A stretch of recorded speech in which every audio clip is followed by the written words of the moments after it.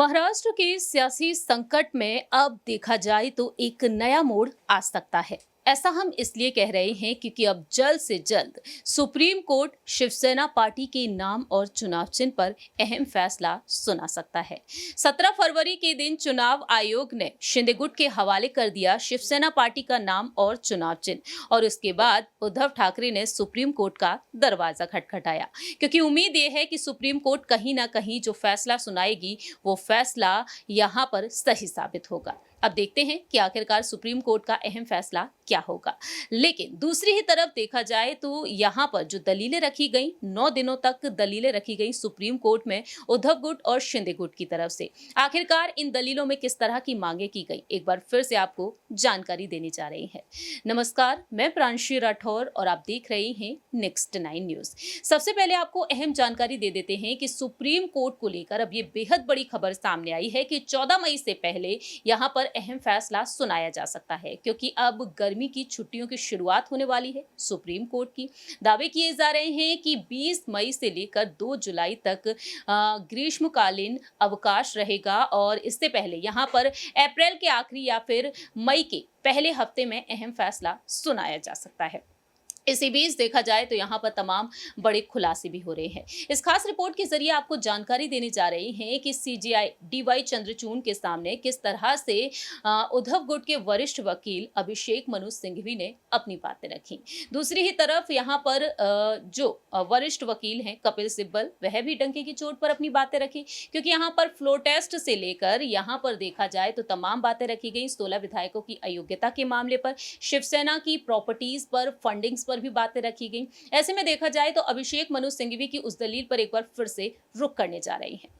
दरअसल आपको जानकारी दे दें कि अब चुनाव आयोग के फैसले के बाद सुप्रीम कोर्ट जल्द से जल्द अपना अहम फैसला सुना सकता है, क्योंकि अब देखा जाए तो यहाँ पर सुप्रीम कोर्ट को लेकर ये खबर सामने आई है कि जस्टिस एम.आर. शाह 15 मई को सेवानिवृत्त होंगे और 14 मई से पहले कभी भी इस पर अहम फैसला सुनाया जा सकता है। दूसरी ही तरफ आपको ये भी जानकारी दे दें कि 5 जजेस की संवैधानिक पीठ की बैठक यहाँ पर अहम फैसला सुना रही है। तो सुनवाई के दौरान सुप्रीम कोर्ट ने कहा कि राज्यपाल का विश्वास मत बुलाने का फैसला गलत था, लेकिन उद्धव ठाकरे ने फ्लो टेस्ट से पहले ही इस्तीफा दे दिया, इसलिए हम उनकी सरकार को बहाल नहीं कर सकते। उद्धव ठाकरे की शिवसेना का पक्ष रख रहे अभिषेक मनु सिंघवी ने यहां पर उद्धव सरकार को बहाल करने की मांग की थी। सुप्रीम कोर्ट का कहना रहा कि उद्धव ने फ्लो टेस्ट में शामिल होने से पहले ही इस्तीफा दिया था, इसका मतलब उन्होंने खुद ही हार स्वीकार कर ली। सीजेआई का कहना रहा कि अगर उद्धव गुट फ्लो टेस्ट में शामिल हुआ होता तो राज्यपाल के फैसले को असंवैधानिक पाए जाने पर हम कुछ कर सकते थे, तब हम फ्लो टेस्ट को गलत ठहरा सकते थे। अब अगर हम आपकी सरकार को दोबारा बहाल कर दें तो संवैधानिक परेशानियां पैदा हो जाएंगी। इस तरह से साफ तौर पर उन्होंने अपनी बात रखी। कपिल सिब्बल का कहना कि राज्यपाल सिर्फ पार्टियों, गठबंधनों के बीच के मुद्दे देख सकते हैं, वे किसी गुट को बहुमत के लिए नहीं बुला सकते। और सीजेआई ने कहा कि अगर विधायकों को कोई गुट समर्थन वापसी का दावा करे तो क्या राज्यपाल सदन की संख्या बल की स्थिति जांचने के लिए कह सकते हैं।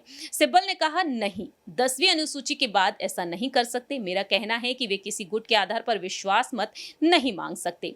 वहीं सिब्बल ने यहां पर डंके की चोट पर अपनी बात रखी और उन दलीलों के बीच अभिषेक मनु सिंघवी का कहना साफ तौर पर रहा कि उद्धव सरकार का इस्तीफा अप्रासंगिक है। यानी कि देखा जाए तो यहां पर अभिषेक मनु सिंघवी ने ये बातें रखी और उनका कहना रहा कि राज्यपाल ने गैर कानूनी तरीके से फ्लो टेस्ट बुलाया था और उनके गलत कार्य को वैधता नहीं प्रदान की जा सकती थी। अब देखते हैं कि यहाँ पर अभिषेक मनु सिंघवी ने जो दलीलें रखी, सिब्बल ने जो दलीलें रखी, उन दलीलों को ध्यान में रखते हुए सुप्रीम कोर्ट ने क्या कुछ अहम फैसला लिया होगा। क्या वाकई में यहाँ पर उद्धव गुट के पक्ष में फैसला आएगा या फिर शिंदे गुट के पक्ष में, क्योंकि देखा जाए तो 16 विधायकों की अयोग्यता अगर जाती भी है तो भी सरकार नहीं गिरने वाली है, क्योंकि यहाँ पर बहुमत है बीजेपी के पास, क्योंकि 10 निर्दलीय विधायक शिंदे गुट के पास हैं और बीजेपी के पास 105। तो ऐसे में आंकड़ा यहाँ पर फिर भी ज्यादा होगा। देखते हैं कि आखिरकार सुप्रीम कोर्ट के फैसले से यहाँ पर शिंदे की सरकार पर क्या कुछ असर पड़ेगा। इस खास रिपोर्ट में इतना ही। बाकी की तमाम अपडेट्स के लिए आप देखते रहिए नेक्स्ट 9 न्यूज।